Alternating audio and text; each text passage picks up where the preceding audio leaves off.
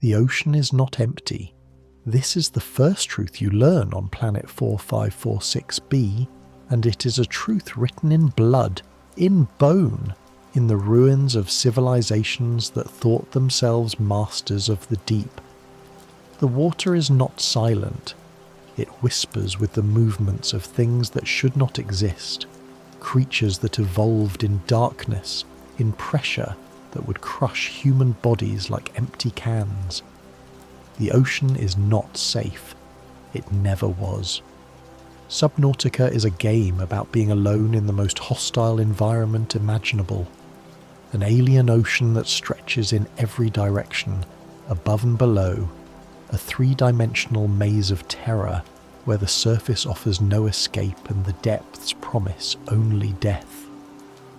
But beneath the survival mechanics, beneath the crafting and the base building, there is a story, a timeline, a history of this world that spans millennia, a tale of extinction and infection, of desperate measures and terrible consequences.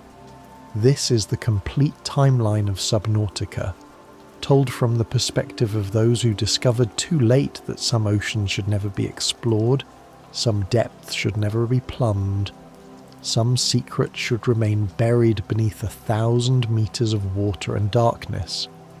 1,000 years before the Aurora crashed into planet 4546b's ocean, before humanity even knew this world existed, the architects arrived. They called themselves the Architects, though whether this was their true name or simply what they chose to be called is unknown. They were an ancient race, technologically advanced beyond human comprehension, capable of manipulating matter at the molecular level, of constructing facilities that could withstand the crushing pressure of the deepest ocean trenches, of extending their lifespans to spans that humans would consider immortal. The architects were explorers, scientists, builders. They travelled between star systems studying life, cataloguing species, constructing research facilities on worlds that interested them. Planet 4546b interested them greatly. The planet was almost entirely ocean, with only a few scattered islands breaking the surface. Beneath the waves existed an ecosystem of staggering diversity, creatures that ranged from microscopic to massive, from docile to deadly, from beautiful to nightmarish. The architects established a presence on 4546b, building facilities in various biomes, studying the native life, documenting their findings. They were not conquerors but researchers, and seeking knowledge rather than dominion. Their facilities were marvels of engineering, structures that could exist at depths where the pressure would pulverize any human-made construction, powered by technologies that humanity would not develop for centuries. But the architects made a mistake. They brought something with them, or perhaps they found something already here.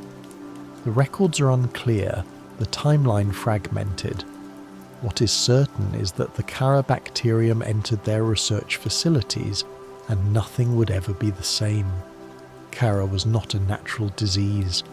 It could not have evolved through normal processes. Its structure was too perfect, too efficient, too specifically designed to infect and kill.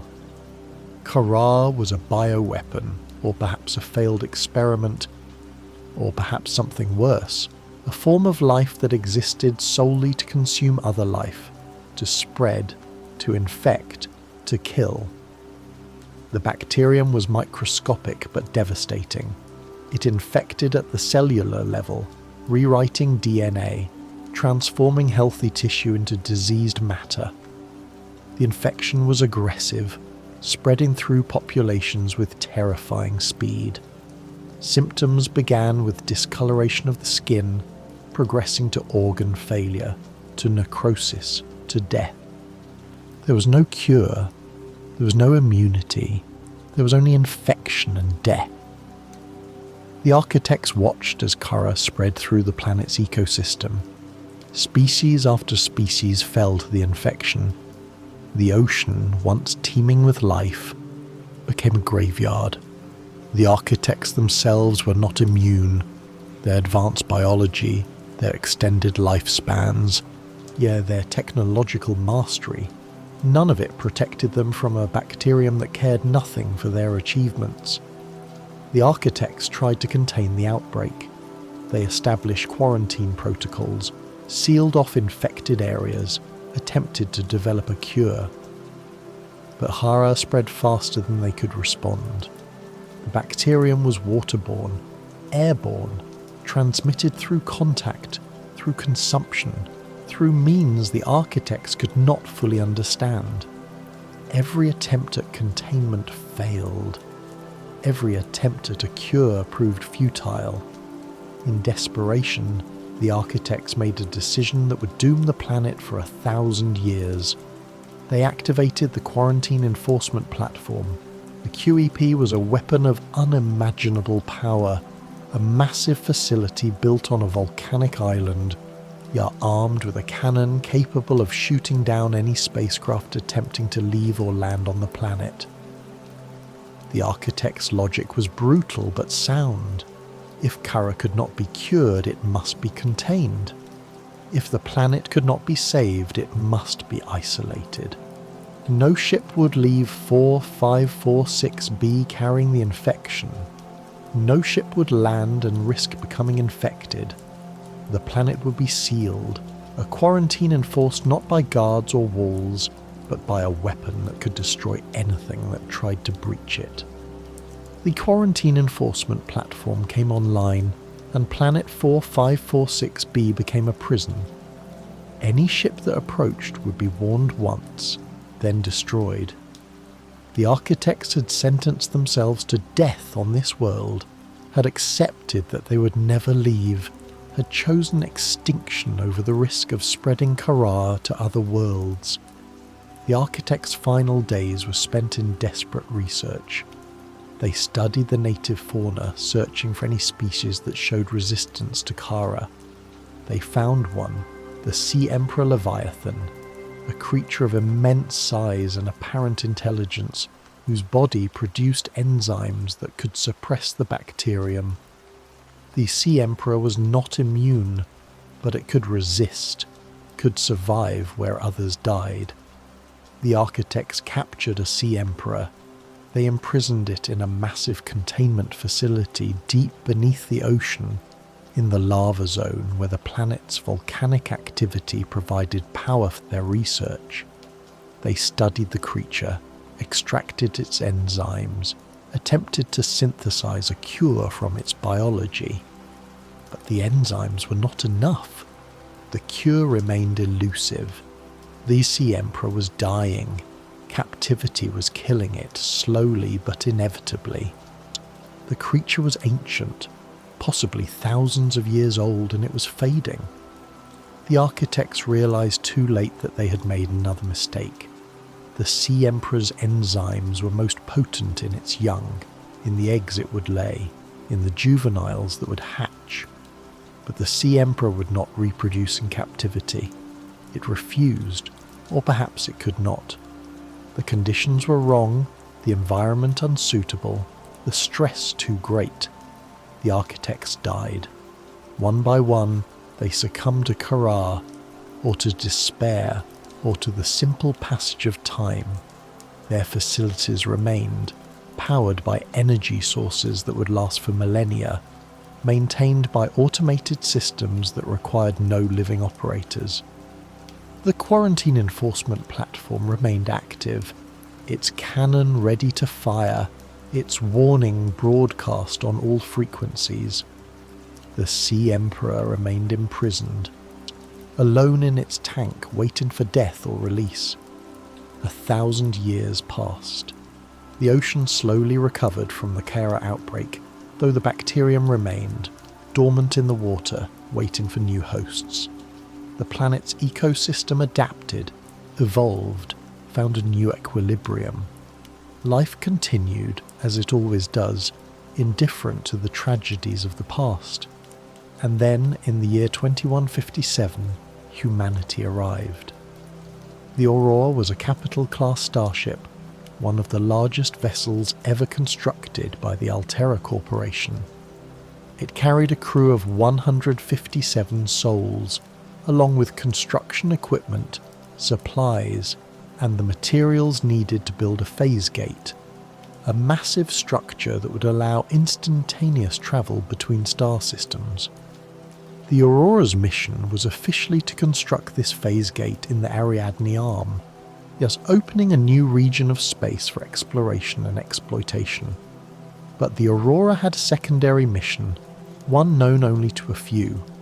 The Mongolian vessel Degasi had disappeared in this sector 10 years earlier, and the Aurora was to investigate, to search for survivors, to determine what had happened. The Degasi's last known position was near planet 4546b, a world that scans showed to be almost entirely ocean, with no signs of intelligent life, no obvious hazards. The scans were wrong. As the Aurora entered 4546b's orbit, the quarantine enforcement platform detected it. The ancient weapon came online, its targeting systems locking onto the massive starship. A warning was broadcast, a message in a language that the Aurora's computers could not immediately translate. The warning was ignored, not out of arrogance but out of ignorance. The crew did not understand that they were being told to leave, did not realise that they had seconds to comply. The QEP fired. A pulse of energy, green and terrible, lanced up from the planet's surface and struck the Aurora's drive core. The ship's shields, designed to protect against micrometeorites and radiation, were useless against a weapon designed by a civilization millennia more advanced. The drive core was breached, and the Aurora began to die. The ship's captain ordered an emergency landing, attempting to bring the Aurora down in the ocean, rather than let it break apart in orbit. The descent was chaos. Alarms screaming, systems failing, crew members scrambling to reach escape pods. The Aurora hit the water at an angle, skipping like a stone before finally coming to rest on the edge of a massive volcanic crater, half submerged, its hull breached in dozens of places, its reactor leaking radiation into the surrounding ocean. Of the 157 people aboard the Aurora, only one survived the crash. Riley Robinson, a maintenance worker, managed to reach Lifepod 5 and eject before the ship's final impact. The lifepod splashed down in the safe shallows, a relatively calm area of the ocean surrounded by coral reefs and kelp forests. Riley emerged from the pod to find himself alone, floating on an alien ocean with no idea if anyone else had survived, no way to call for help, no hope of rescue. The ocean was not empty. Riley learned this within minutes of emerging from his lifepod. Creatures moved through the water, some small and harmless, others large and curious. Still others massive and threatening. The stalkers, shark-like predators with metallic teeth, patrol the kelp forests. The gasopods, slow-moving creatures that released poisonous gas when threatened, drifted through the shallows, and deeper, in the waters beyond the safe shallows, things moved that Riley could not yet see, creatures that would haunt his nightmares. Riley's PDA, his personal digital assistant, began cataloguing the local life, providing information about each species he encountered. The PDA's AI was helpful but clinical, describing creatures in scientific terms, noting their behaviours and threat levels. The PDA did not mention that many of these creatures could kill him easily, did not warn him that the ocean he found himself in was one of the most dangerous environments in the known galaxy. The first night was the worst. Riley huddled in his lifepod listening to sounds from the water, splashes, roars, the eerie calls of creatures he could not identify. The darkness was absolute, broken only by the bioluminescence of certain species, creating an underwater light show that was beautiful and terrifying. Riley understood in that first night that he was not the apex predator here. He was prey. The other life pods had landed across the ocean, scattered by the Aurora's chaotic descent. Riley's PDA picked up their emergency beacons, giving him coordinates, giving him hope that he was not alone. He began to swim toward the nearest beacon, diving beneath the surface, exploring the alien ocean, searching for survivors. He found only bodies and wreckage. Lifepod 4 had been attacked by something large, its hull torn open, yet its occupants gone. Lifepod 6 had landed in the crash zone, too close to the Aurora's leaking reactor, its crew dead from radiation exposure. Lifepod 7 had sunk into the blood kelp zone, where its occupants had been killed by creatures that Riley had not yet encountered. One by one, Riley visited the lifepod sites, and one by one he confirmed that he was alone. But the PDA logs told stories. The crew members had survived the initial crash, had attempted to establish communication, had tried to help each other. Their final messages were desperate, terrified, resigned. They spoke of creatures in the water, of infections spreading through their bodies, of the realization that rescue was not coming. They spoke of a planet that did not want them, an ocean that would not let them survive. Riley began to build. Using the fabricator in his life pod, he crafted tools, a knife, a scanner, a flashlight. He gathered resources from the ocean floor, titanium from outcrops, copper from limestone, quartz from crystals. He built a habitat builder and constructed his first base, a small room with a hatch, a place where he could be dry, where he could sleep without fear of drowning. The base was not safe. Nothing on 4546B was safe, but it was shelter, and shelter was survival. As Riley explored further from the safe shallows, he discovered the true nature of the ocean. The planet's geography was a series of biomes, each more dangerous than the last. The kelp forest gave way to the grassy plateaus, which dropped off into the mushroom forest, which bordered the blood kelp zone. And beyond these, in the deeper waters, were biomes that Riley's PDA warned him to avoid: the Grand Reef, the dunes, the mountains, the crash zone. Each biome had its own ecosystem, its own predators, its own dangers. The grassy plateaus were home to sand sharks, ambush predators that buried themselves in the sand and lunged at passing prey. The mushroom forest contained bone sharks, aggressive creatures that attacked anything that entered their territory. The blood kelp zone was patrolled by crab squids, creatures that could disable electronics with an EMP blast, leaving Riley blind and helpless in the dark water. And then there were the leviathans. The Reaper Leviathan was the first true terror Riley encountered. It was massive, over 50 meters long, with mandibles that could crush a Seamoth submarine like a tin can. The Reaper's roar was distinctive, a sound that carried through the water, a warning that death was approaching. Riley first heard that roar while exploring the crash zone, searching the Aurora's wreckage for supplies. The sound froze him, triggered every survival instinct, told him to flee. He did not flee fast enough. The Reaper emerged from the murky water, its body serpentine, its movements impossibly fast for something so large. It grabbed Riley's Seamoth in its mandibles and shook it like a dog with a toy. The submarine's hull groaned, Alarms screamed and Riley frantically tried to escape. The Reaper released the seamoth, perhaps deciding it was not food, and disappeared back into the darkness. Riley returned to his base, his hands shaking, his mind replaying the encounter, understanding that he had just survived something that should have killed him. And the Reaper was not the only Leviathan. The ghost Leviathan haunted the deeper biomes, a translucent creature that glowed with bioluminescence, beautiful and deadly.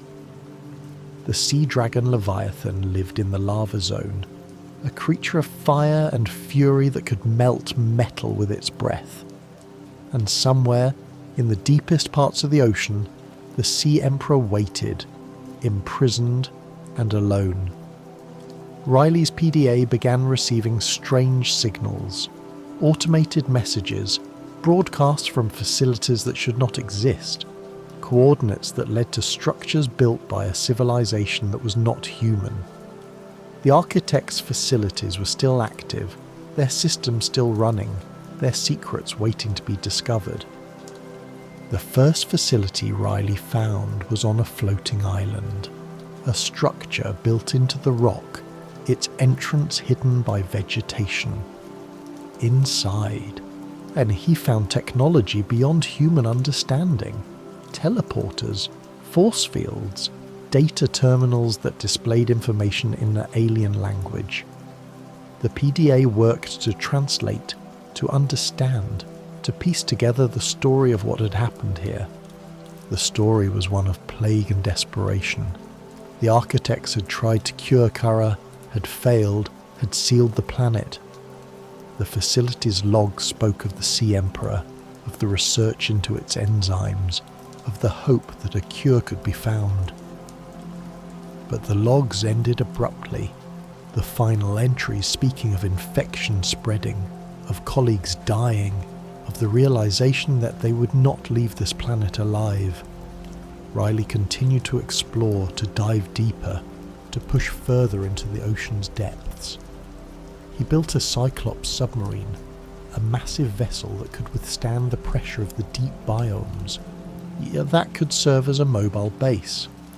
He upgraded his equipment, crafted better tools, developed technologies that allowed him to survive in environments that would have killed him days earlier. But survival was not enough. Riley needed to escape. He needed to leave this planet, to return to human space, to tell someone what had happened to the Aurora. But every attempt to launch a rocket, to send a distress signal, to escape the planet's gravity well, was met with the same result. The quarantine enforcement platform fired, destroying anything that tried to leave. The QEP had to be disabled. Riley had no choice. If he wanted to escape, he would have to venture to the facility, to enter the ancient structure, to find a way to shut down a weapon that had been active for 1,000 years. The journey to the QEP was treacherous. The facility was built on a volcanic island, surrounded by deep water patrolled by Reaper Leviathans. Riley approached in his Cyclops, diving deep to avoid the Reapers, surfacing only when he reached the island. The facility's entrance was sealed, locked, by technology that Riley did not understand. He would need to find another way in. The answer lay deeper. Far beneath the ocean, in the lava zone where the planet's volcanic activity created rivers of molten rock, the architects had built their primary research facility. This was where the Sea Emperor was imprisoned, where the cure research had been conducted, where the final logs of the architects could be found. Riley descended into the lava zone, piloting his Cyclops through waters that glowed red with heat, past sea dragon Leviathans that could destroy his submarine with a single attack. The pressure at this depth was crushing, the temperature extreme, the danger absolute. But Riley had come too far to turn back. The primary containment facility was a marvel and a horror. It was massive, built into the volcanic rock powered by the planet's geothermal energy. At its centre was a tank, and in that tank was the Sea Emperor Leviathan. The creature was dying. Riley could see it immediately. The Sea Emperor's movements were slow, its body scarred, its eyes dim. It had been imprisoned for 1,000 years, studied and tested, kept alive by architect technology but slowly fading.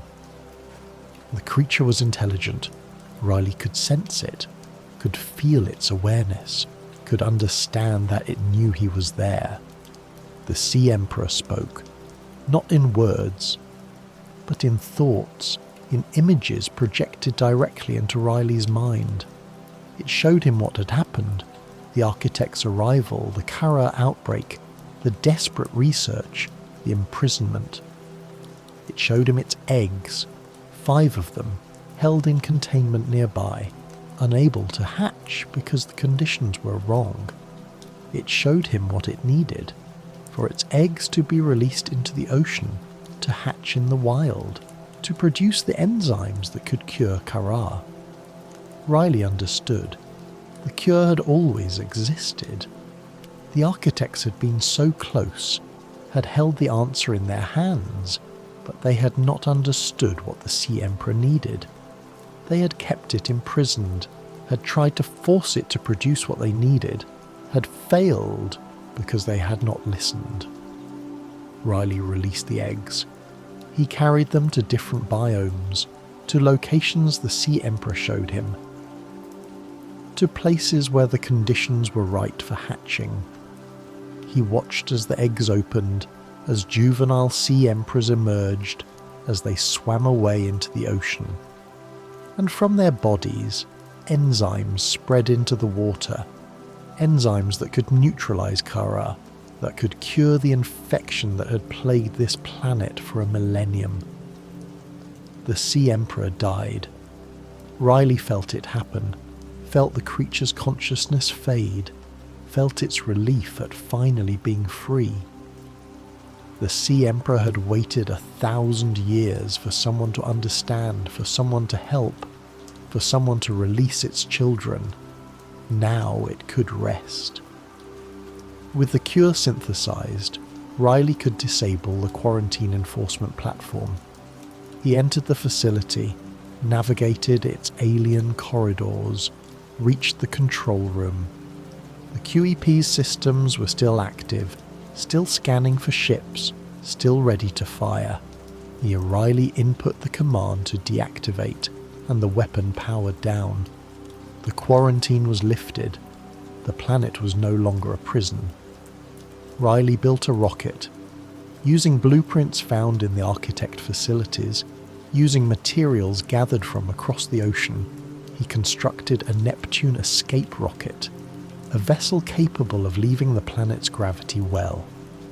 The rocket stood on a platform in the safe shallows, pointing toward the sky, toward home, toward escape. Before leaving, Riley took one final dive. He visited the places he had explored, the biomes he had survived, the bases he had built. He said goodbye to an ocean that had tried to kill him, that had taught him to survive, that had shown him wonders and horrors in equal measure. He'd arrived on this planet as a maintenance worker, a nobody, someone who would not be missed. He was leaving as a survivor, as someone who had faced the deep and lived, as someone who had cured a plague that had killed a civilization. The rocket launched. Riley felt the acceleration, felt the planet falling away beneath him, felt the ocean becoming a blue sphere in the viewport. He had escaped. He had survived. He was going home. But the ocean was not done with humanity. The story of Planet 4546b was not over, because while Riley Robinson was fighting to survive, while he was exploring the depths and curing Kharaa, another story was unfolding. A story that had begun 10 years earlier, when the Degasi crashed into this same ocean, when another group of survivors had tried to escape, when they discovered that some secrets are better left buried. The Degasi's story was one of hubris and horror, and it would not be fully understood until much later, when another survivor would arrive on 4546b, when the ocean would claim new victims, when the depths would reveal that they held more than just Kharaa, more than just leviathans, more than just the ruins of the architects. The ocean was not empty, the ocean was not safe, and the ocean was not finished. 10 years before the Aurora's crash, the Degasi fell from the sky. The Degasi was a Mongolian trading vessel, smaller than the Aurora, but still substantial, carrying a crew of 6 and cargo worth millions. Among the crew were Paul Torgal, a wealthy businessman travelling with his son Bart, and Margaret Mader, a mercenary hired as security. The Degasi's route took it near planet 4546b, and like the Aurora after it, the ship was detected by the quarantine enforcement platform. The QEP fired, the Degasi's systems failed, and the ship plummeted into the ocean. Unlike the Aurora, which managed a controlled descent, the Degasi broke apart on impact. Pieces of the ship scattered across the ocean floor, sinking into trenches and canyons lost to the depths. Of the 6 crew members, only 3 survived the initial crash: Paul Torgal, his son Bart, and Margaret Mader. They found themselves in the same situation that Riley Robinson would face a decade later, stranded on an alien ocean with no hope of rescue, surrounded by creatures that wanted them dead. But the Degasi survivors had advantages that Riley would not. They had more people, more resources salvaged from the wreckage, and more time to establish themselves before the situation deteriorated. The survivors built their first base on a floating island, one of the few pieces of land that broke the ocean's surface. The island was covered in vegetation, home to creatures that were less dangerous than those in the water. It seemed like a safe location, a place where they could establish a permanent settlement, where they could survive until rescue arrived. But rescue never came. The Degasi's distress signal was blocked by the QEP, just as the Aurora's would be years later. No one knew they had crashed. No one was looking for them. They were alone, and they would remain alone. The island base was comfortable but limited. The survivors needed resources that could only be found underwater: metals for construction, food from the ocean, materials for advanced technology. Paul Torgal, the businessman, wanted to stay on the island, to build a sustainable settlement, to wait for rescue that he still believed would come. Margaret Mader, the mercenary, wanted to explore, to dive deeper, to find a way off the planet. Bart Torgal, caught between his father and Margaret, tried to keep the peace. The tension between Paul and Margaret grew. Paul saw Margaret as reckless, as someone who took unnecessary risks, as a threat to their survival.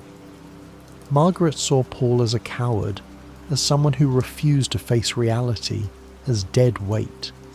Their arguments filled the base, their conflict poisoning the atmosphere, their inability to cooperate dooming them all. They built a second base in the Jelly Shroom Caves, a biome beneath the safe shallows, where massive mushroom-like structures created an underwater forest. The caves were deeper, darker, more dangerous. Crab snakes lived here, creatures that nested in the mushrooms and attacked anything that came too close. But the caves also contained resources that the island lacked, materials that could be used to build better equipment, to craft vehicles, to potentially escape. The Jelly Shroom base was where the situation began to deteriorate. Bart Torgal's logs speak of increasing paranoia, of Margaret's growing obsession with hunting the local leviathans. of Paul's refusal to acknowledge how dire their situation had become. The survivors were not working together. They were 3 people living in proximity, each pursuing their own agenda, each convinced that their approach was the only way to survive. Margaret hunted a reaper leviathan. She tracked it, studied its patterns, and attacked it with weapons salvaged from the Degasi. The fight was brutal. The reaper was massive, powerful, nearly impossible to kill, but Margaret was relentless, driven by a need to prove that humans could dominate this ocean, that they were not prey. She killed the reaper, or at least wounded it badly enough that it fled. The victory was Pyrrhic. Margaret was injured, the base was damaged, and the ocean's other predators had learned that humans were dangerous. They built a 3rd base, deeper still, in the deep Grand Reef. This biome was at the edge of survivability, where the pressure was crushing, where the darkness was absolute except for bioluminescent creatures, where ghost leviathans patrolled the waters. The Deep Grand Reef base was not a home but a research station, a place where they could study the ocean's depths, where they could search for a way to escape. It was in the Deep Grand Reef that they discovered the architect's technology. Fragments of alien structures, pieces of equipment that should not exist, evidence of a civilization that has been here long before humanity. Paul Torgal's logs speak of excitement, of hope that the alien technology could provide a way off the planet. Margaret's logs speak of suspicion, of a sense that they were not alone, that something was watching them from the depths. Bart Torgal's final logs speak of infection. He had been exposed to something in the water, something that was making him sick. His skin was discoloured, his organs were failing, he was dying. Paul tried to help him, tried to find a cure, but there was nothing he could do. Bart died in the Deep Grand Reef base, killed by Kharaa, though the survivors did not know the name of what had killed him. After Bart's death, the logs end. What happened to Paul and Margaret is not recorded in any database, not documented in any log, but evidence scattered across the ocean tells the rest of their story. Paul Torgal's body was never found. His final base in the Deep Grand Reef was abandoned, its systems still running, its logs still accessible. He simply disappeared, taken by the ocean or by the infection or by despair. His fate remains unknown. Margaret Maida survived. Against all odds, against logic and probability, the mercenary lived. She was infected with Kharaa but did not die. Her body fought the infection, suppressed it, kept her alive through sheer stubbornness. She built a base in the deep sparse reef, a biome even more remote than the Deep Grand Reef, where she lived alone, hunting leviathans, surviving in an ocean that had killed everyone else. Margaret's survival was a testament to human resilience, but it was also a horror. She lived alone for a decade, with no human contact, no hope of rescue, nothing but the ocean and the creatures that wanted her dead. She went mad, or perhaps she was always mad, and the ocean simply revealed it. Her logs, found years later, speak of conversations with creatures that could not talk, of a sense that the ocean was alive, that it was watching her, that it wanted something from her. When Riley Robinson arrived on 4546B, Margaret was still alive, still hunting, still surviving. But she did not reveal herself, did not make contact, did not offer help. She had become part of the ocean, as much a predator as the leviathan she hunted, as much a mystery as the architects who had built the facilities she explored. The Degasi's story was a warning that Riley never received, a cautionary tale about what happened to those who stayed too long on 4546b, who let the ocean change them, who forgot what it meant to be human. The Degasi survivors had arrived with hope and had died with none. They had tried to conquer the ocean and had been conquered by it. They had believed they could survive, and they had learned that survival was not the same as living.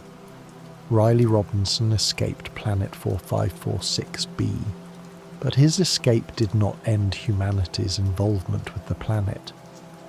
The Altera Corporation, which owned the Aurora, which employed Riley, which had lost 156 people in the crash, was not content to simply abandon the planet. 4546b had resources, alien technology, unique life forms, potential for exploitation. Altera wanted those resources, and Altera always got what it wanted. 2 years after Riley's escape, Altera established a research station on 4546b, not in the tropical ocean where the Aurora had crashed, but in the Arctic region, on the planet's northern pole. The Arctic was different from the tropical zone. Colder, darker, more hostile. The ocean here was covered with ice, the water below freezing, the creatures adapted to extreme cold. The research station was called Phi Robotics Center, and it was staffed by a small team of scientists and support personnel. Their mission was to study the planet's ecosystem, to catalogue its life forms, to extract anything of value. The station was built on land, on a frozen peninsula, with access to the ocean through ice caves and underwater passages. Among the research team was Robin Ayou, a xenobiologist, and her sister Sam Ayou, who worked in a different capacity. The sisters had come to 4546b for different reasons. Robin for the science, Sam for reasons she did not fully explain. Their relationship was strained, complicated by secrets and disagreements, by the distance that had grown between them over the years. Sam Ayou died at Phi Robotics Center. The official report said it was an accident, a tragic incident involving a piece of equipment. But Robin did not believe the official story. She knew her sister, knew that Sam was careful, knew that something else had happened. Robin requested permission to travel to 4546b to investigate Sam's death, to find the truth. Altera denied her request. The corporation did not want questions, did not want investigations. We did not want anyone looking too closely at what was happening at Phi Robotics Center. But Robin went anyway, stowing away on a supply ship, arriving at the Arctic station without authorization, determined to find out what had killed her sister. Robin's arrival coincided with the disaster. The drop pod carrying her crashed into the frozen ocean, far from the research station, leaving her stranded in one of the most hostile environments on the planet. The Arctic Ocean was even more dangerous than the tropical zone. The cold could kill in minutes, the ice could trap and crush. The creatures here were adapted to hunt in darkness and freezing water. Robin survived the crash and began the same struggle that Riley had faced 2 years earlier, gathering resources, building tools, constructing a base, and trying to stay alive in an ocean that wanted her dead. But Robin's situation was different in crucial ways. She was not alone. The research station was nearby, and she could potentially reach it. She had a goal beyond mere survival. She needed to find out what had happened to Sam, and she had something that Riley had not, an AI companion. The AI was called AL-AN, and it was not human. It was an architect, or rather, it was the uploaded consciousness of an architect stored in a data hub, waiting for a body that no longer existed. ALAN had been part of the research team that had tried to cure Kharaa 1,000 years ago. When the architects realised they were dying, some of them uploaded their consciousnesses, hoping to preserve themselves, hoping that someday they could be restored to physical form. ALAN's data hub was damaged, its storage corrupted, its consciousness fragmented. When Robin found the hub and activated it, AL-AN's consciousness transferred into her brain, merging with her neural tissue, creating a symbiotic relationship that neither of them had chosen. Robin could hear ALAN's thoughts, and ALAN could access Robin's memories. They were two minds sharing one body, forced to cooperate, forced to trust each other, forced to survive together. ALAN needed a new body. The architect's consciousness could not remain in Robin's brain indefinitely. The human neural structure was not designed to host an alien intelligence, and the strain would eventually kill her. ALAN needed to construct a new body, an architect body, using technology and materials that could be found on 4546B. Robin needed answers about Sam's death. She needed to reach Phi Robotics Center to access Sam's logs, to find out what her sister had been working on, to understand why Altera had lied about how she died. Their goals aligned. AL-AN could help Robin survive, could provide knowledge about the planet, could guide her to locations where resources could be found. Robin could help LAN build a new body, could gather the materials needed, could construct the facilities required. They formed a partnership born of necessity, two beings who would not have chosen each other but who needed each other to survive. The Arctic Ocean was home to creatures that made the tropical zone's fauna seem tame. The Chelicerates was a Leviathan-class predator, a massive arthropod with mandibles that could crush submarines, with speed that belied its size. The Shadow Leviathan lurked in the deepest trenches, a creature of darkness and teeth, nearly invisible until it attacked. The ice worm burrowed through the frozen land, erupting from the ice to devour anything on the surface. Robin explored the Arctic biomes, diving beneath the ice, navigating through caves and crevasses, building bases in locations that offered minimal safety. She found evidence of Sam's research, logs that spoke of a discovery, of something Sam had found that Altera wanted to keep secret. Sam had discovered that Kharaa was not entirely gone from 4546B. Riley Robinson had cured the infection, had released the Sea Emperor's enzymes into the ocean, had neutralized the bacterium. But Kharaa was resilient, adaptive, capable of surviving in extreme conditions. In the Arctic region, in frozen specimens, in preserved samples, the bacterium remained dormant, waiting for conditions that would allow it to spread again. Sam had also discovered that Altera knew about Kharaa. The corporation had found samples of the bacterium, had studied it, had recognized its potential as a bioweapon. Altera was not trying to cure Kharaa. They were trying to weaponize it, to create a controllable version that could be used against their competitors, against anyone who opposed them. Sam had tried to stop them. She had sabotaged the research, had destroyed samples, had attempted to alert authorities outside Altera's control, and Altera had killed her for it. The accident was murder, a corporate execution, a silencing of someone who knew too much. Robin found the evidence in Sam's logs, in encrypted files, in hidden data caches. She found proof of what Altera had done, proof that could destroy the corporation if it became public.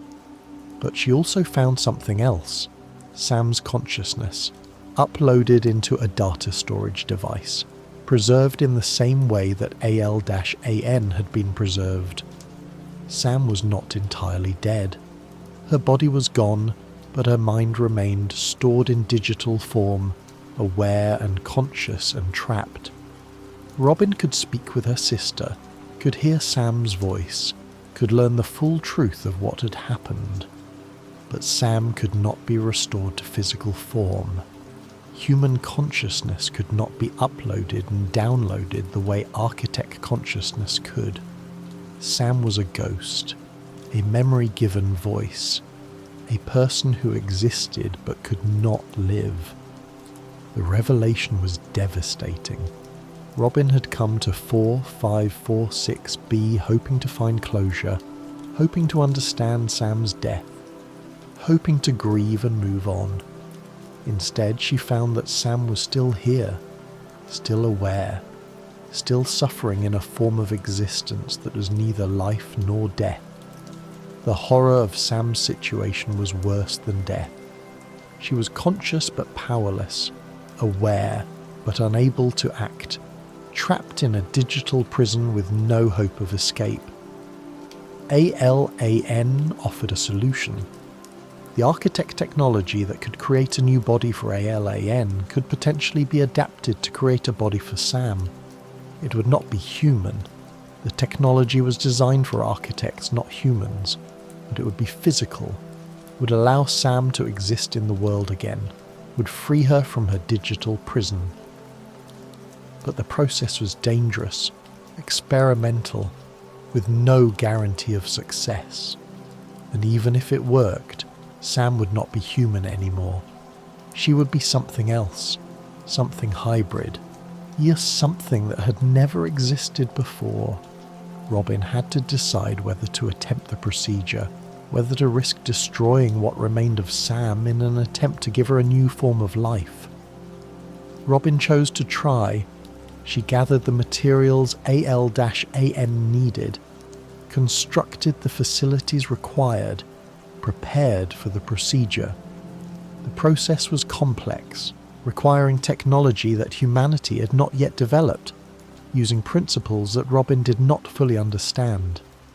ALAN guided her through each step, explaining what needed to be done, warning her of the risks. The procedure succeeded, partially. AL-AN was restored to a new architect body, a physical form that allowed the ancient consciousness to exist in the world again. But Sam's restoration failed. The human consciousness could not be transferred, could not adapt to the architect technology, so could not survive the process. Sam's digital consciousness fragmented, corrupted, and finally ceased. She died, truly and finally. Her last words a message to Robin, a goodbye that Robin would carry for the rest of her life. Robin had come to 4546B to find the truth about Sam's death, and she had found it. But the truth had cost her everything. Her sister was dead, truly dead, with no hope of restoration. The evidence of Altera's crimes was in Robin's possession, but using it would mean admitting that she had illegally travelled to 4546B, had stolen corporate property, had interfered with authorised research. Altera would destroy her, would bury the evidence, would ensure that Sam's death meant nothing. AL-AN offered Robin a choice.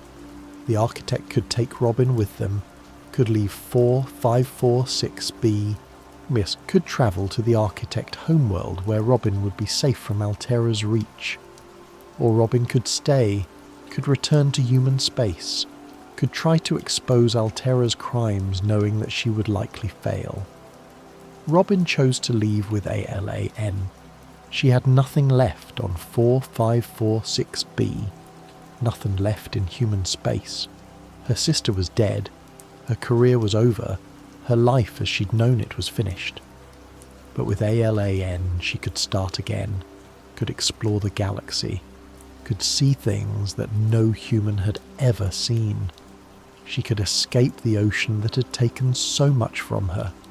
They left 4546B together, two beings from different species, bound by shared trauma, by mutual need, by the understanding that sometimes survival requires leaving everything behind. The planet remained, its oceans still teeming with life, its depths still holding secrets, its history still written in the ruins of civilizations that had tried and failed to master it. Planet 4546b had claimed hundreds of lives, the architects who had died trying to cure Kharaa, the Degasi crew who had crashed and perished, the Aurora's crew who had been shot down, Sam Ayou who had been murdered for trying to do the right thing. The planet was a graveyard, a monument to hubris, a reminder that some places are too dangerous for any species to inhabit. But the planet was also beautiful. Its oceans were filled with creatures of stunning diversity. Its biomes were ecosystems of incredible complexity. Its depths held wonders that could not be found anywhere else in the galaxy. The horror and the beauty were inseparable, two aspects of the same reality. The truth that nature is neither cruel nor kind but simply indifferent, and the timeline of Subnautica is a timeline of survival against impossible odds, of humans and architects facing an ocean that did not want them, of the struggle to find meaning in a place that offered none. It is a timeline of mistakes and consequences, of good intentions leading to disaster, of the realization that some problems cannot be solved, only survived. The architects tried to cure Kharaa and failed, dooming themselves to extinction. The Degasi survivors tried to escape and failed, dying alone in the depths. Riley Robinson tried to survive and succeeded, but only by accepting help from a creature that had been imprisoned for 1,000 years. Robin Ayou tried to save her sister and failed, losing everything in the process. The ocean does not care about intentions. It does not reward virtue or punish vice. It simply exists, vast and deep and filled with things that can kill you. The ocean is not evil. Evil requires intent, requires choice, requires consciousness. The ocean is simply the ocean, and that is more terrifying than any monster, any disease, any weapon. This is the complete timeline of Subnautica, a story that spans millennia, that encompasses multiple species, that shows the ocean in all its horror and beauty. It is a story about being small in a vast world, about being alone in the dark, about the struggle to survive when everything wants you dead. The ocean is not empty, the ocean is not safe, and the ocean is always, always watching. The creatures of Planet 4546b were not designed to terrify humans. They evolved in an ecosystem that had no knowledge of humanity. Yeah, that developed according to pressures and needs that had nothing to do with human fears. But the result was a bestiary of nightmares, creatures that seemed specifically crafted to exploit every primal terror that humans carry in their DNA. The Reaper Leviathan was the apex predator of the shallower biomes, and it was a masterpiece of evolutionary horror.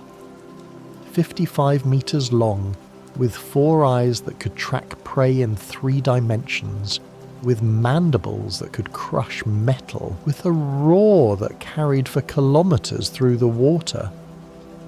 The Reaper was not the largest creature on 4546b, but was perhaps the most terrifying because it inhabited the zones where humans were most likely to explore, where they felt almost safe, where they let their guard down.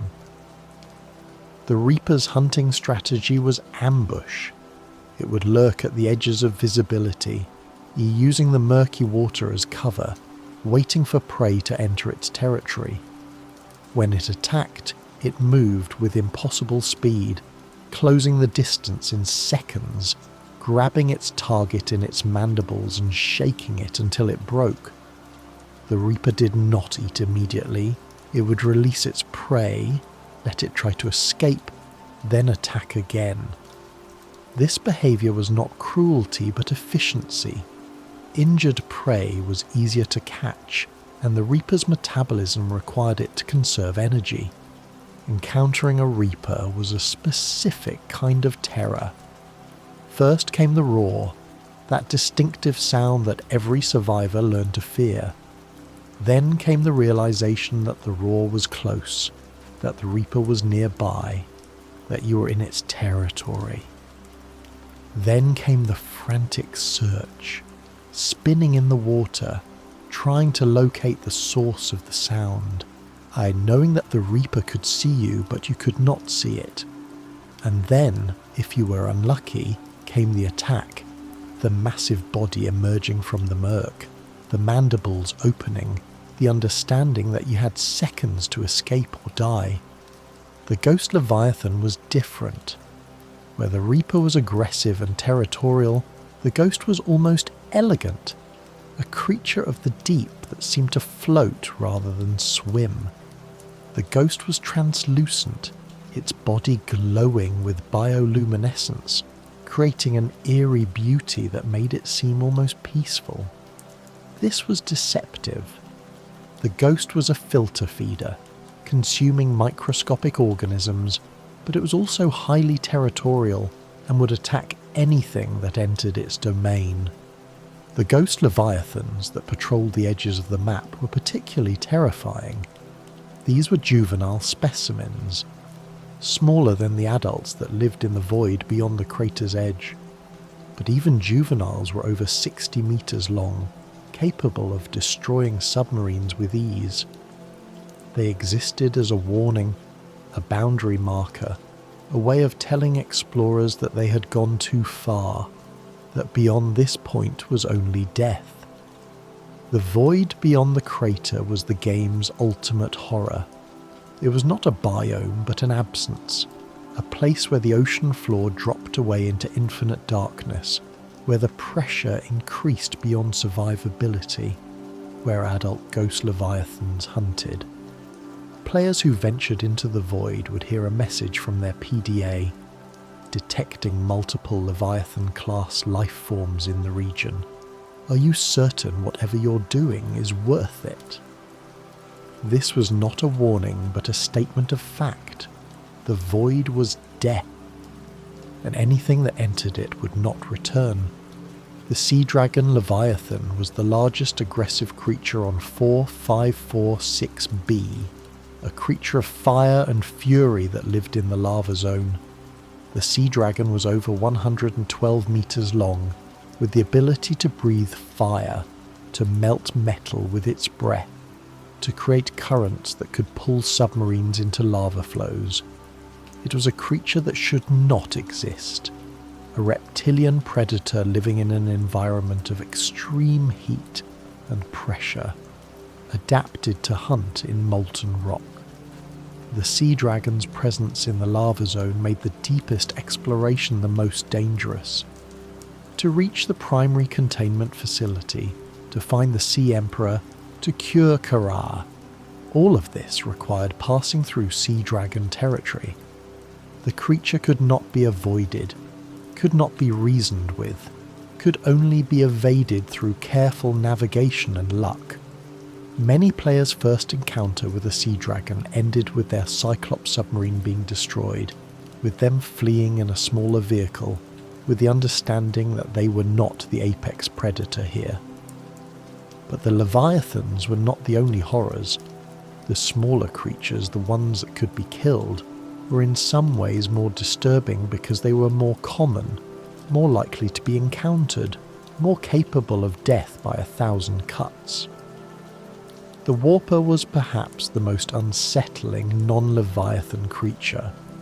It was a cyborg, a creature that had been modified by the architects, given technology that allowed it to teleport, to warp space, to appear, disappear at will. The Warpers had been created to hunt and kill creatures infected with Kharaa, to prevent the spread of the bacterium. They were still active 1,000 years after the architect's death, still hunting, still killing anything that showed signs of infection. The warpers could detect Kharaa in a creature's bloodstream and would attack infected targets on sight. This meant that as players became infected, which was inevitable as Kharaa was in the water, the warpers would begin hunting them. The warpers could teleport players out of their vehicles, leaving them vulnerable in open water. They could appear without warning, attack, and disappear before the player could respond. They were not the most dangerous creatures on 4546B, but they were the most persistent, the most inescapable, the most reminder that the ocean itself wanted you dead. The crab squid was a creature of the deep biomes, a massive cephalopod with the ability to generate an electromagnetic pulse that could disable all electronics in range. Encountering a crab squid meant being plunged into darkness, your lights failing, your vehicle's system shutting down, your PDA going silent. In the deep biomes, where the only light came from bioluminescence and your own equipment, this darkness was absolute. You were blind, helpless, floating in water that could contain anything, waiting for your systems to reboot, hoping that the crab squid would not attack while you were vulnerable. The mesmer was a smaller creature but no less disturbing. It was a fish that could hypnotize its prey, projecting patterns of light that induced a trance state. Players who looked at a mesmer would find their controls locked, their character swimming toward the creature, unable to resist. The mesmer's hypnotic suggestion was audible. It is your primary directive to swim closer to that beautiful creature. The voice was not the mesmer's, it was the player's own thoughts, their own voice turned against them. The mesmer represented a violation of agency, a loss of control, a reminder that your own mind could betray you. The crashfish was tiny, barely larger than a human hand, but it was one of the most dangerous creatures in the safe shallows. Crashfish lived in plants, hiding until something came close, then launching themselves at the target and exploding. The explosion was powerful enough to kill an unprotected human, to damage vehicles, to destroy equipment. Crashfish were common, aggressive, and nearly impossible to avoid in the early game. They taught players that size was not correlated with danger, that even the smallest creatures could kill you if you were careless.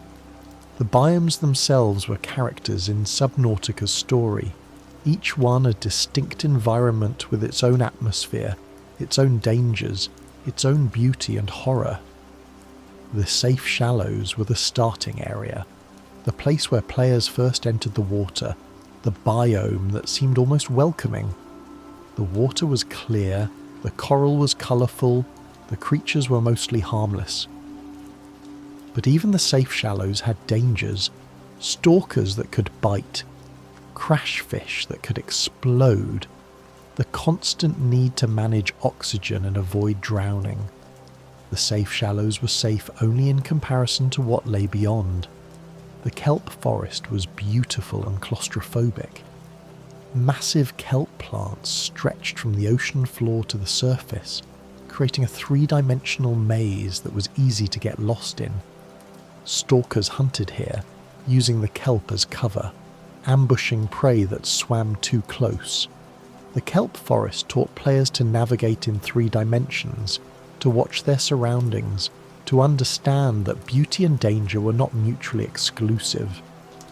The grassy plateaus seemed peaceful, with rolling hills of grass-like plants, with relatively clear water, with creatures that seemed less aggressive than those in other biomes. But sand sharks buried themselves in the sand here, invisible until they lunged, and the plateaus bordered more dangerous biomes, making them a transition zone, a place where safety ended and true danger began. The blood kelp zone was where the game's atmosphere shifted from adventure to horror. The water here was darker, tinted red by the blood-coloured kelp, filled with oil deposits that obscured visibility, where crab squids patrolled these waters, and the biome's depth meant that oxygen became a critical concern. The blood kelp zone was where players realised that they were not exploring a friendly ocean, but descending into an alien abyss. The Grand Reef was vast and empty, a biome of open water where the ocean floor was far below and the surface was far above. Ghost leviathans hunted here, and the sense of exposure, of being visible from all directions, of having nowhere to hide, created a specific kind of anxiety. The Grand Reef was where players learned to fear open water, to understand that emptiness was not safety, but vulnerability. The dunes were a desert of sand, rolling hills that stretched for kilometres, with no cover, no landmarks, no way to orient yourself. Multiple reaper leviathans patrolled the dunes. Them and their roars echoed across the empty space, creating a soundscape of terror. The dunes were where players learned to avoid certain areas entirely, to understand that some places were not worth exploring, that discretion was survival. The mountains biome was similar to the dunes, but with rocky terrain, with caves and crevasses, with a quarantine enforcement platform visible on the island above. Reaper leviathans hunted here as well, and the biome's proximity to the QEP meant that it was a necessary destination, a place that had to be visited despite the danger. The crash zone was the Aurora's grave, the area where the massive starship had come to rest. The water here was contaminated with radiation, requiring a radiation suit to survive. Reaper leviathans were common in the crash zone, attracted by the wreckage, hunting in the murky water. The Aurora itself could be explored, its interior a maze of corridors and rooms, its reactor leaking radiation that would kill anyone who entered without proper protection. The crash zone was a reminder of how the story began, of the disaster that had stranded the player here, of the 156 people who had died when the ship fell from the sky. The inactive lava zone was where the ocean floor gave way to volcanic activity, where the water glowed red with heat, where the temperature was high enough to damage vehicles. Sea dragon leviathans hunted here, and the environment itself was hostile. Lava flows that could destroy submarines, geysers that could push vehicles into danger, the constant threat of overheating. The inactive lava zone was the penultimate challenge, the biome that had to be crossed to reach the deepest facility. The active lava zone was the final biome, the deepest point in the crater, where the primary containment facility was located. The water here was barely water at all. It was superheated, filled with volcanic gases, more hostile than any other environment on the planet. Sea dragon leviathans were common here, and the facility itself was surrounded by lava, accessible only through careful navigation. The active lava zone was the game's final test, the place where players proved they could survive anything the ocean could throw at them. The Lost River was a biome unlike any other, a massive underground cave system that connected multiple surface biomes to the deeper zones. The Lost River was filled with the skeletons of ancient creatures, massive bones that dwarfed even the leviathans, evidence of species that had gone extinct long before humanity arrived. The water here was green, filled with brine that created rivers within the ocean, currents that flowed through the caves. Ghost leviathans patrolled certain areas of the Lost River, and the biome's maze-like structure made navigation difficult. The Lost River was where players realised the true age of 4546B's ecosystem.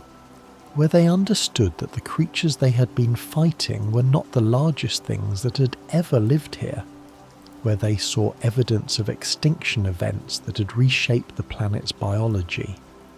The skeletons were a reminder that everything dies, that even leviathans were mortal, that the ocean was older than any civilization.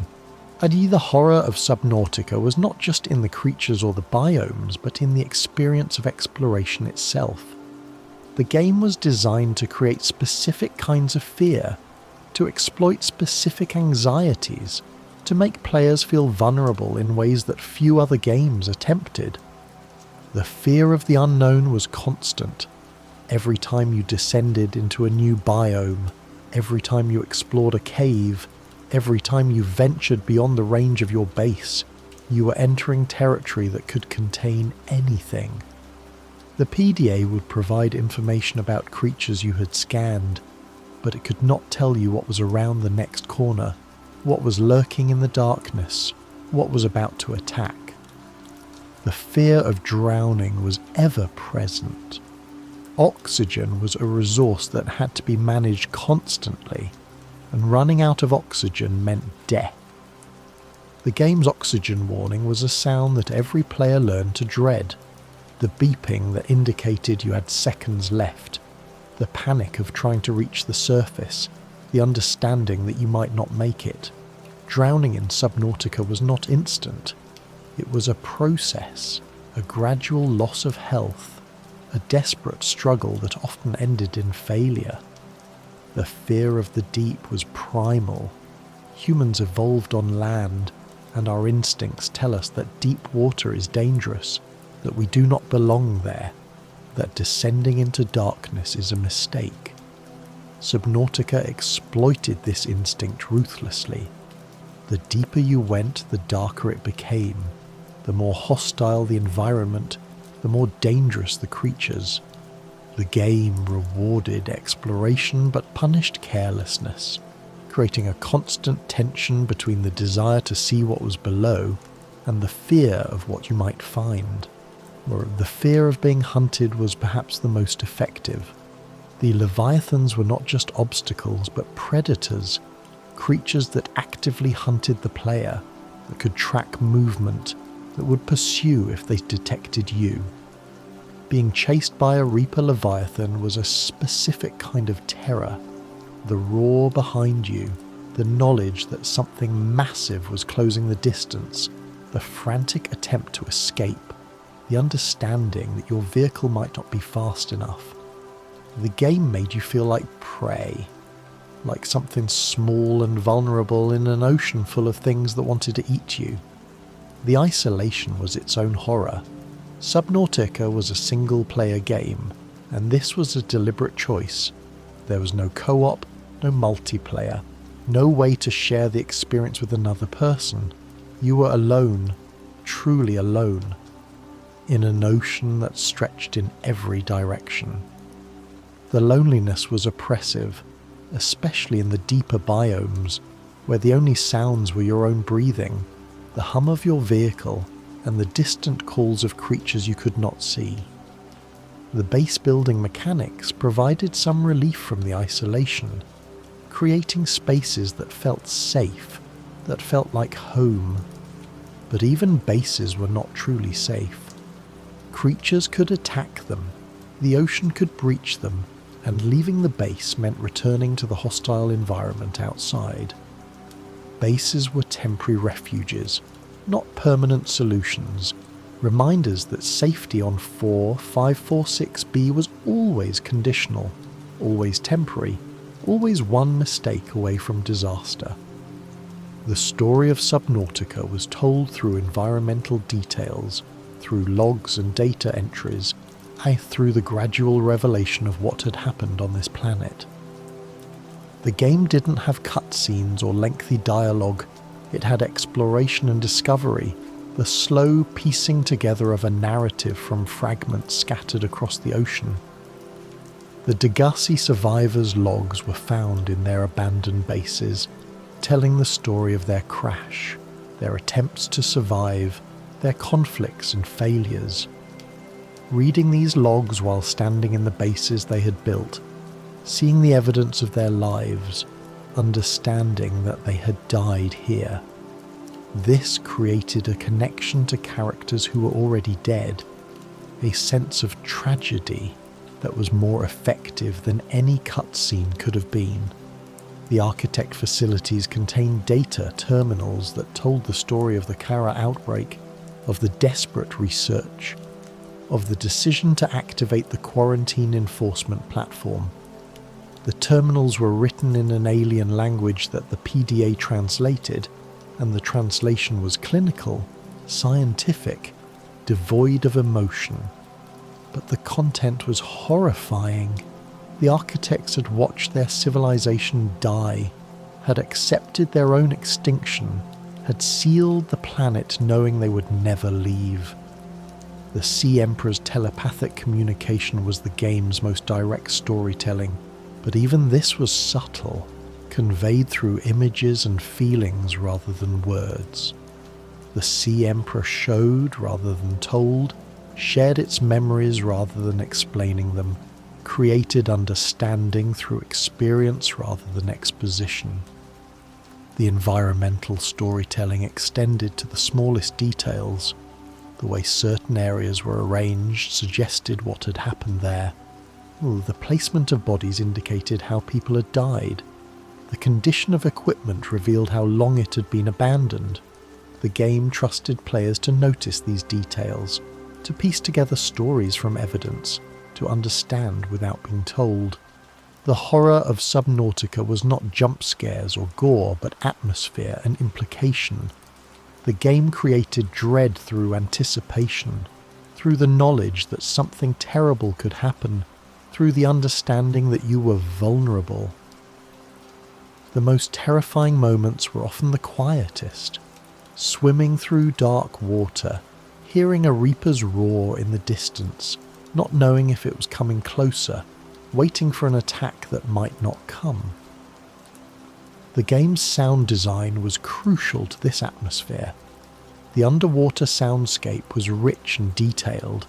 The ambient sounds of the ocean, the calls of creatures, the creaking of your vehicle under pressure, the beeping of warnings. The Reaper's roar was distinctive and terrifying, a sound that triggered immediate panic. The ghost, Leviathan's call, was eerie and beautiful, a sound that created unease rather than fear. The silence of the deep biomes was oppressive, broken only by your own sounds, creating a sense of isolation that was its own kind of horror. The lighting was equally important. The surface waters were bright and clear, but the deeper you went, the darker it became. Bioluminescence provided some light, creating beautiful but alien vistas. Your own lights were limited, creating a bubble of visibility in an ocean of darkness. The contrast between light and dark created constant tension. You could see what was in your light, but you could not see what was beyond it, and the knowledge that something could be just outside your vision was terrifying. The game's pacing was carefully controlled. The early game was relatively safe, allowing players to learn the mechanics, to build confidence, to feel like they were mastering the environment. But as players ventured deeper, as they explored more dangerous biomes, the difficulty increased, the threats multiplied, the margin for error shrank. The game was teaching players that confidence was dangerous, that the ocean would punish complacency, that survival required constant vigilance. The progression system reinforced this pacing. Better equipment allowed access to deeper biomes, but deeper biomes contained more dangerous creatures, creating a cycle where increased capability was matched by increased threat. You were never truly safe, never truly powerful enough to ignore the dangers. The ocean always had something that could kill you, no matter how advanced your technology. The resource management created constant pressure. You needed materials to build equipment, but gathering materials meant exploring dangerous areas which required equipment you might not have yet. The cycle of needing resources to survive but needing to survive to gather resources created a tension that drove the gameplay forward, that forced players to take risks, that ensured that every expedition was a gamble. The vehicle progression was particularly effective at creating a sense of scale. The Sea Glide was a handheld device that made swimming faster but offered no protection. Then the Seamoth was a small submarine that provided safety from most creatures but was vulnerable to leviathans. The Prawn Suit was a walking mech that could fight back but was slow and vulnerable in open water. The Cyclops was a massive submarine that could serve as a mobile base but was a target for every large predator. Each vehicle had strengths and weaknesses, and choosing the right vehicle for each situation was crucial to survival. The Cyclops deserved special mention as a source of both safety and terror. It was large enough to feel safe, with enough space to move around, with the ability to carry smaller vehicles inside. But the Cyclops was also slow, loud, and attracted the attention of every leviathan in range. Piloting the Cyclops through leviathan territory was an exercise in tension. Watching the sonar, listening for roars, trying to navigate without being detected, knowing that if a leviathan attacked, the Cyclops could be destroyed, taking everything inside with it. The Cyclops' destruction was a specific kind of horror. The submarine would take damage, fires would break out, systems would fail, and you would have to abandon ship, fleeing in a smaller vehicle or on foot, watching as the massive submarine sank into the depths, taking with it all the resources and equipment you had stored inside. Losing a Cyclops was not just a setback, but a tragedy, a loss that could set back your progress by hours. The game's ending provided closure but not comfort. Riley escaped, but the ocean remained. The quarantine enforcement platform was disabled, but the planet was still dangerous. The Sea Emperor died, but its children lived, each swimming free in an ocean that had been their prison. The ending was bittersweet. You had survived, but at what cost? How many had died so that you could live? What had you learned about yourself in the process of survival? The game asked questions it did not answer. Was it right to cure Kharaa, knowing that the cure required the Sea Emperor's death?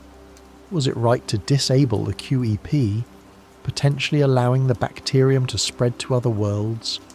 Was survival worth the moral compromises required to achieve it? The game presented these questions through its narrative but left players to form their own answers.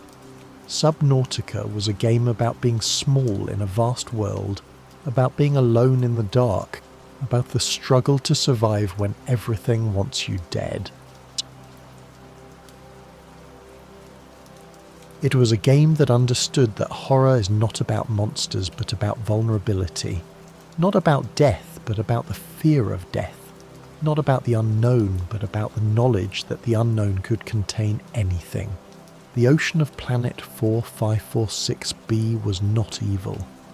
It was simply the ocean, indifferent to human presence, operating according to its own rules, existing as it had existed for millions of years before humanity arrived, and as it would exist for millions of years after humanity left.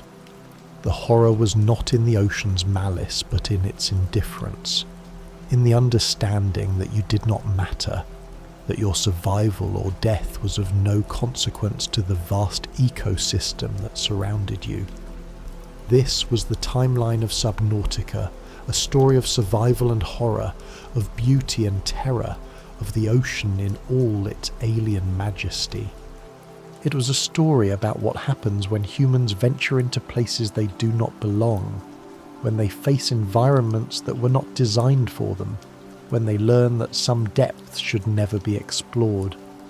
The ocean is not empty, the ocean is not safe, and the ocean will still be there, waiting, long after the last human has left or died, indifferent to our stories, uncaring about our struggles, eternal and vast and filled with things that we will never fully understand. Dive deep, but remember, the deeper you go, the darker it becomes. And in that darkness, things are watching, things are waiting, things that have been here far longer than you, that will be here far longer than you, that see you not as an explorer or a survivor, but as prey. The ocean is patient, the ocean is eternal, and the ocean always wins. The legacy of Planet 4546b extended beyond the individual stories of survival, beyond the personal tragedies of those who crashed there, beyond even the extinction of the architects. The planet represented something larger, a warning about the dangers of exploration, a reminder of humanity's insignificance, a demonstration that the universe contains places where we do not belong.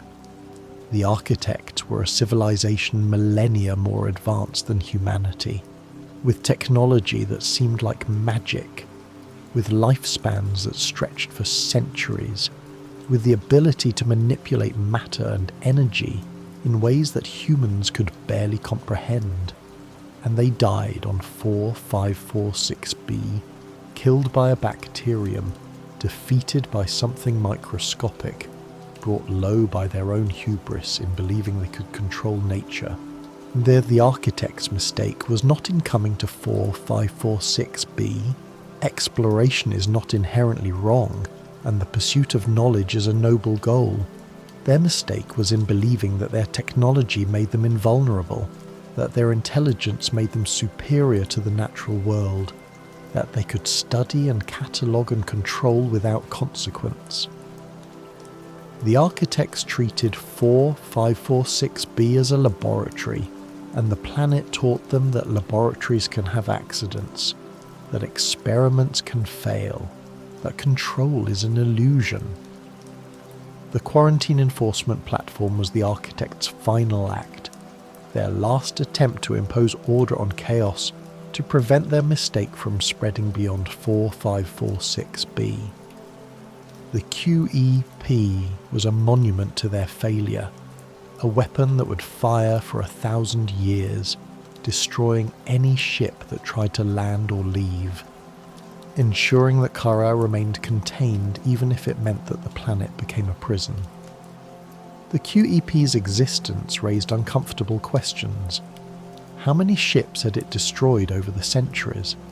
How many explorers, traders, refugees had approached 4546b, seen a beautiful ocean world, attempted to land, and been shot down without warning? The Aurora and the Degasi were not the first ships to crash here. They were simply the most recent, the ones whose stories were documented, whose survivors left logs that could be found. The ocean floor was likely littered with wrecks, with the remains of ships from dozens of species, with the bones of beings who had died not knowing why they'd been attacked, not understanding that they had been killed by a weapon designed to protect them from a threat they did not know existed. Either the QEP was a mercy and a murder, a necessary evil that had claimed countless innocent lives in the name of preventing a greater catastrophe. The Kharaa bacterium itself was a mystery that was never fully solved. Where had it come from? The architect's logs suggested they had brought it with them, but they were not certain. Kharaa could have been native to 4546b, dormant in the ecosystem, activated by the architect's presence. Or it could have been brought from another world, a stowaway on an architect's ship, a contamination that went unnoticed until it was too late. The bacterium's structure suggested design rather than evolution. Its efficiency, its ability to infect multiple species, its resistance to treatment. These characteristics were too perfect, too specifically optimized for spreading and killing. Kharaa might have been a bioweapon created by some ancient civilization, lost or abandoned, found by the architects and accidentally released. Or it might have been an experiment, a failed attempt to create something useful that instead created something deadly. The truth about Kharaa's origin died with the architects, and the bacterium itself was cured by the Sea Emperor's enzymes, neutralized before its full nature could be understood. Humanity would never know where Kharaa came from, what it was designed to do, or whether other strains existed elsewhere in the galaxy. The bacterium was a reminder that the universe contained dangers that could not be predicted, threats that could emerge without warning, horrors that could destroy civilizations before they understood what was killing them. The Sea Emperor Leviathan was perhaps the most tragic figure in 4546B's history. It was an ancient creature, possibly thousands of years old, intelligent enough to communicate telepathically, powerful enough to resist Kharaa when every other species succumbed. The Sea Emperor could have been humanity's greatest discovery, proof of alien intelligence, a being that could teach humans about the ocean's secrets, a creature that represented the best of what evolution could produce. Instead, the Sea Emperor spent its final centuries imprisoned, studied like a laboratory animal, kept alive only because its biology might provide a cure. The architects did not see the Sea Emperor as a person, but as a resource, a tool to be used, a means to an end. They did not ask the creature's permission, did not consider its suffering. The thus did not recognize that they were torturing a being as intelligent as themselves. The Sea Emperor's final act was one of forgiveness and hope. It could have refused to help Riley, could have let humanity suffer the same fate as the architects, could have chosen revenge over mercy. Instead, it asked only that its eggs be released, that its children be allowed to live free, that something good come from its suffering.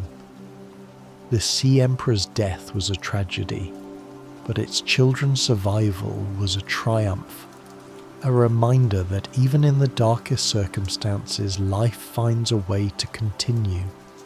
The juvenile Sea Emperors that hatched from the eggs were the planet's future.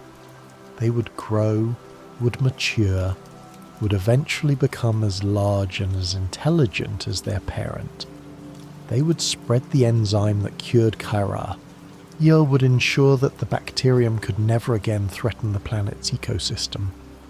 They were living monuments to their parents' sacrifice, proof that one being's suffering could save an entire world. But the juveniles were also vulnerable. They were young, inexperienced, living in an ocean full of predators. The leviathans that had hunted other species would hunt them.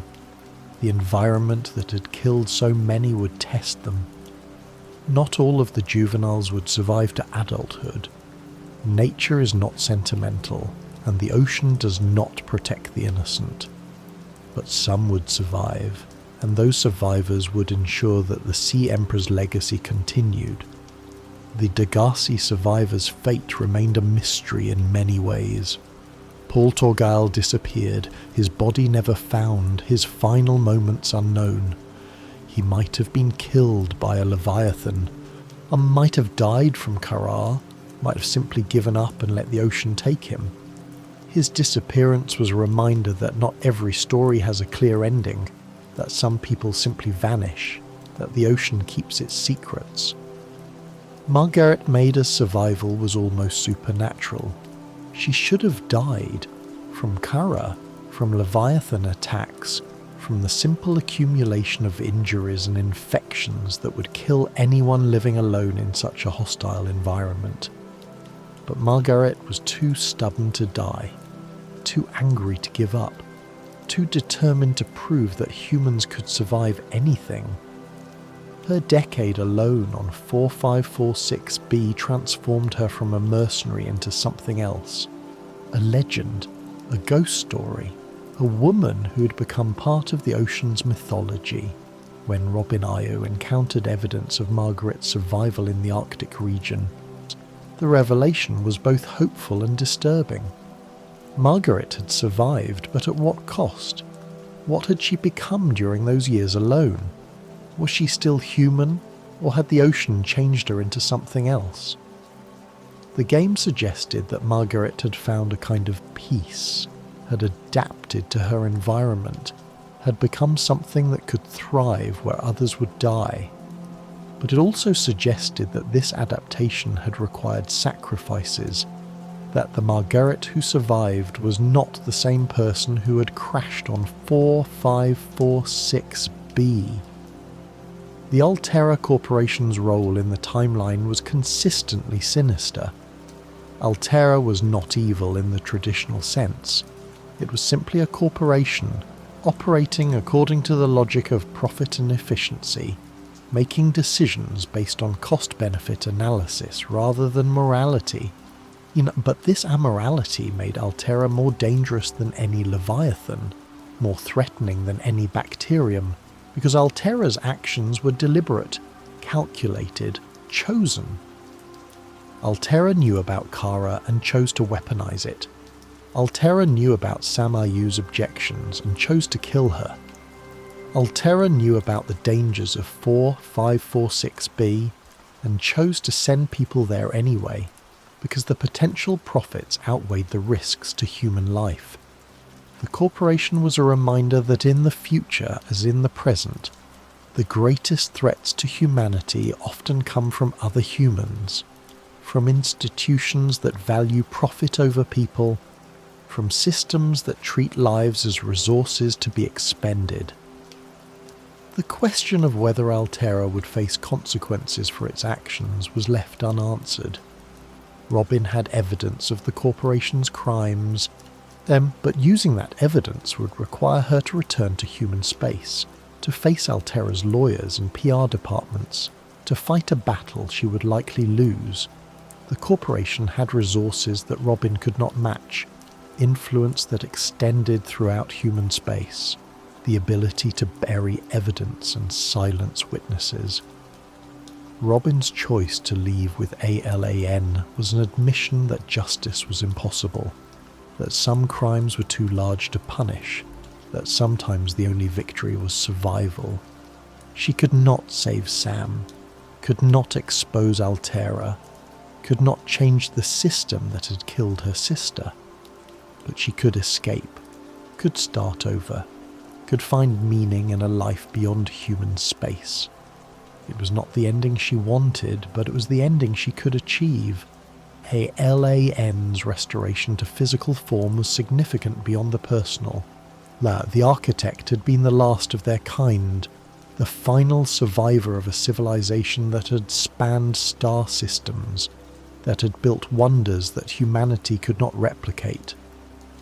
ALAN's survival meant that the architects were not entirely extinct, that their knowledge and culture could continue, that something of their civilization could be preserved. But ALAN was also alone. The other architects were dead, their consciousnesses lost, their uploaded minds corrupted or destroyed. ALAN would never see another of their kind, would never return to the civilization that had created them, would spend eternity as the last architect, carrying the weight of an entire species' extinction. This loneliness was its own kind of horror, a fate that might be worse than death, an existence defined by loss and memory. Why LAN's partnership with Robin was a new beginning for both of them.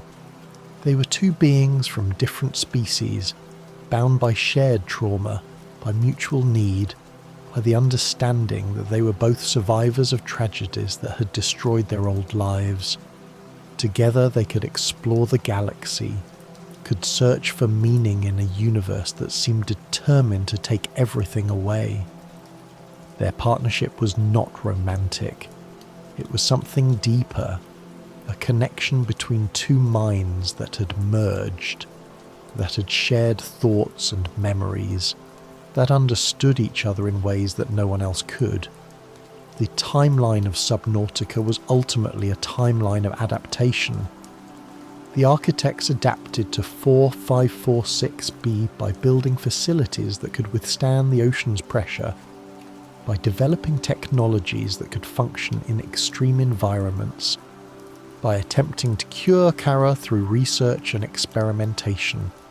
They failed, but their adaptation allowed them to survive longer than they would have otherwise, to leave behind a legacy that would help future survivors. The Degasi survivors adapted by building bases in progressively deeper biomes, by learning to hunt leviathans, by developing strategies for surviving in an environment that wanted them dead. They failed, but their adaptation allowed them to survive for years rather than days, to leave behind logs that would help Riley Robinson understand the planet's dangers. Riley Robinson adapted by learning from the Degasi's mistakes, by building better equipment, by exploring more carefully, by understanding that survival required both courage and caution. He succeeded where others failed, but his success was built on the failures of those who came before, on the knowledge they had gained through suffering and death. Robin Ayou adapted by accepting help from ALAN, by merging her consciousness with an alien intelligence, by learning to survive in an environment even more hostile than the tropical ocean. Her adaptation was the most extreme, requiring her to change not just her behaviour, but her very nature, to become something hybrid, something that had never existed before. The ocean adapted as well. The ecosystem recovered from the Kharaa outbreak, evolved new species to fill ecological niches left empty by extinction, found a new equilibrium. The ocean did not care about the architects or the humans or any other species that visited 4546b. It simply continued, indifferent to the tragedies that played out on its surface and in its depths, eternal and unchanging and utterly without mercy. The horror of Subnautica was not in any single creature or event, but in the accumulation of understanding. The game taught players gradually and relentlessly that they were not safe, that the ocean was not their friend, that survival was not guaranteed. Each new biome revealed new dangers. Each new creature demonstrated new ways to die. Each new depth showed that the ocean was deeper than you thought, darker than you imagined, more hostile than you feared. The game's greatest achievement was making players feel small. In most games, players are heroes, protagonists, characters who matter. In Subnautica, players were survivors, barely significant, yet struggling against an environment that did not care whether they lived or died. The ocean was the protagonist, vast and ancient and indifferent, and players were simply visitors, temporary presences that would eventually leave or die, making no lasting impact on a world that had existed for millions of years before them and would exist for millions of years after. This sense of insignificance was terrifying, but also strangely liberating. If you did not matter, then your failures did not matter either. If the ocean did not care, then you were free to make mistakes, to learn, to try again. The game's respawn system reinforced this. Death was not permanent, was simply a setback, a lesson learned, a reminder to be more careful next time. But the game also suggested that some deaths were permanent, that some mistakes could not be undone. The architects were dead and would not return. The Degasi survivors were dead and would not be rescued. Sam Ayou was dead and could not be restored. The game's story was filled with permanent losses, with tragedies that could not be fixed, with the understanding that while the player character could respawn, the world's other inhabitants could not. The timeline of Subnautica was a timeline of loss. The architects lost their civilization, the Degasi survivors lost their lives, Riley Robinson lost his crewmates, Robin Ayou lost her sister. But it was also a timeline of survival, of adaptation, of the refusal to give up even when giving up would be easier. The survivors of 4546b were not heroes. They were simply people who refused to die, who kept fighting, who found reasons to continue when continuing seemed impossible. The ocean of planet 4546b remains. The quarantine enforcement platform is disabled, but the planet is still dangerous, still hostile, still filled with creatures that can kill. The Kharaa bacterium is cured, but the ocean's other dangers remain. The leviathans, the pressure, the cold, the darkness. Future explorers might visit 4546b, might study its ecosystem, might attempt to establish permanent settlements. Some will succeed, most will fail. The ocean does not care. This is the complete timeline of Subnautica, a story that spans millennia, that encompasses multiple species, that shows the ocean in all its horror and beauty. It is a story about being small in a vast world, about being alone in the dark, about the struggle to survive when everything wants you dead. It is a story about adaptation and extinction, about hubris and humility, about the understanding that some places are too dangerous for any species to inhabit, but that some individuals will try anyway, will risk everything, will dive into the depths knowing they might not return. The ocean is not empty. The ocean is not safe. The ocean is not finished with humanity. And somewhere, in the depths of 4546b, in the darkness where light cannot reach, in the pressure that would crush human bodies like empty cans, things are waiting. Things that have been there for millions of years. Things that will be there for millions more. Things that see humans not as explorers or survivors, but as food, as prey, as temporary visitors to a world that belongs to them. Dive deep if you must. Explore if you dare. But remember, the ocean is patient, the ocean is eternal, and the ocean always, always wins. The depths are calling, and they are hungry, and they will not stop calling until you answer. And when you answer, when you descend into that darkness, when you swim into waters where humans were never meant to go, you will understand the final truth of Planet 4546b. You are not the hunter, you are the hunted, and the ocean is watching.